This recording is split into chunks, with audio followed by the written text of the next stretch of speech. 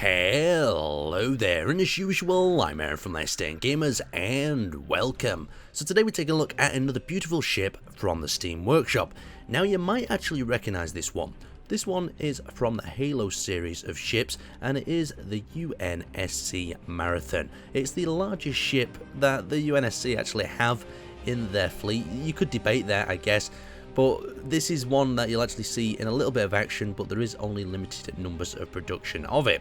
Now I'm going to take you around the ship today. We're going to have a dip in the interior, and something that I've noticed as I've been looking at the ships that are recreations is the designers of themselves, in this case Derp, have to have a rather interesting situation of, do they leave the interior blank, or do they try to fill it in with what they'd expect or have seen from the movies?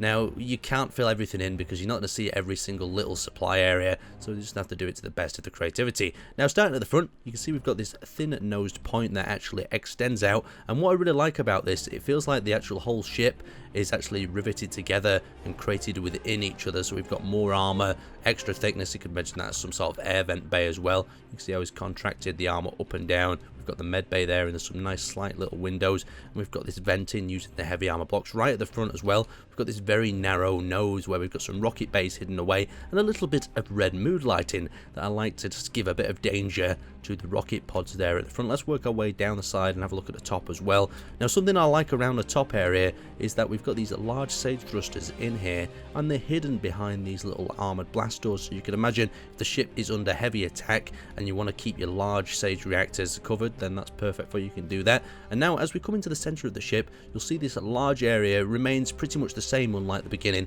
but we have got this rib that actually follows down the side of the ship and then contracts back in. And what's cool about that, it leads to one of these large, I believe, rotating sort of turret designs. Now, in the movies, you may correct me if I'm wrong, but these would actually rotate and shoot off to the side.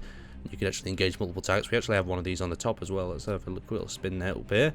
And you can see we've got another one of these turrets up here as well. Very nice design. Sadly, you couldn't really animate them or make them move within Space Engineers without losing some of the effect or the close proximity to the ship they actually have. So if we have a quick look at the front, we've got a little bit of a control panel and a little bit of detail under here as well as that red mood lighting once again. So below here, we actually have access to one of the larger hangar bays, and we can do that by pressing this button here. We've actually activated it with the sensor already. And now something I really like about this hangar area is if I actually, oh god damn it Aaron, you've made it open and close because you reversed the sensor by mistake. So now I'm inside. You can see we've got a little bit of a hangar bay up at the front there. We also have storage for various different ships, but I'll show you more of that when we get inside later. And we've got the various hangar bays for the smaller fighters here, and you can see there's a sensor on each one of them doors, and that relays it to the control room in there, saying if that hangar bay is actually full. Above that, we've got some volley fire rocket launchers, and we have an access door up there. Just look at this. He's added these little windows here to create this sort of diamond panel effect, and these windows also can look inside the actual hull itself. Just beautiful bit of design. And here is my absolute favourite bit, the engine bay at the back. You can see how he's ribbed up the back areas, creating that shadow and depth. I guess that could act as some sort of extra armour. And you see he's not just left it plain of all one block, he's actually added some stairs here and flat ramp blocks just to add that little bit of extra effect from a distance. You see it really pulls it off. And then down to the centre, we've got some air vents where the actual, well, sage thrusters actually are. We can see we've got them really cool little blast door effects, so if you're under heavy attack you can shut them off. And we work our way to the back where we've got that really awesome thruster pack where we've got 2 Titan thrusters providing the ship with a lot of thrust.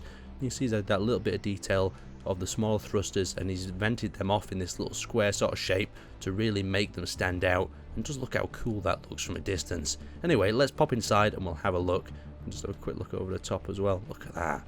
Beautiful ship, lovely. So let's head inside this monstrosity of a ship. You can see we've got the hangar bay actually open here, and up to the right we've got the control room that we had a quick glance at before. What's really cool about this control bay here is you'll notice that it says hangar bay's left side and it'll say they're empty, hangar bay's right side and it'll show they're empty, and that corresponds to a sensor like I was talking about before. So if you've got a ship in here, you know that space is full. So you come back from a mission, you're missing 4 or 5 fighters, you've got 4 or 5 bays open, you can produce another 4 or 5 fighters to actually be ready for that next attack. I really like this. Look at that. We've got like these little things up in the ceiling so we can magnetically attach ships to work on and so on.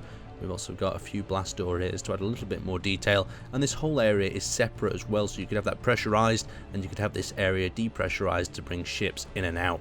Very nice, very well planned out as well. So as we head into this area, we've got the option to head up to the bridge, or we can head back down to the hangar bay. So if I push through here, you'll notice this really awesome room here. Now this is not the bridge, and I'm not sure what sort of room this is. I guess it's some sort of reactor room, but we've got air vents on each side, and they've done this little trick with the wheels once again, where they half construct the wheels and it looks like some sort of reactor core that I just absolutely adore. And you can see over here we've got cryo chambers online, both sides, as well as technicians off first. So it's more of a cryo chamber room, I guess, than a reactor, but it does look like a reactor. So as we continue down the main corridor, you can see we've got a little bit of a sign here telling us what's online, and we've got some directions to the bridge as well. So if we actually pop down here and we enter into this area, we'll have access to the bridge. So we've got 2 security levels here, and something that Derps had to do here is to do a bit of a creative licensing and calculate what these areas would actually look like. But we have got the bridge here, and there is some rough concept art of the bridge on this ship looking similar to its design here. So you can see we've got lots of monitors giving us information, orbital drop, shock troopers, longsword pelicans, beautiful. We've got a variety of different ships and who's online, who's on stationed here. Let's have a quick look at that. Armaments online, beautiful. And we've got this little bit of a cockpit that's all the way down here at the front, out of the way of the action, just how I like it. And it's not going to make itself a massive target by sticking itself on the top of the ship. Let's take this thing for a little bit of a drive just to see how it handles. So we'll accelerate up, and our speed is actually going extremely well.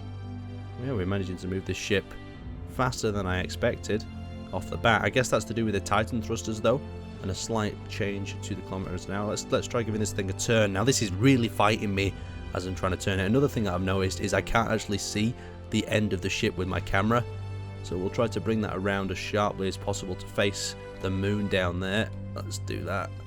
Now it's fighting me. There is enough thrust here, but it is fighting me. It's going to be a difficult ship to maneuver with, but since it's such a heavy cruiser, I guess you wouldn't really need to maneuver much. Just line them weapons up and let them fire. Anyway, I'd like to thank you guys for watching, and definitely check out this ship on the workshop. It's an absolute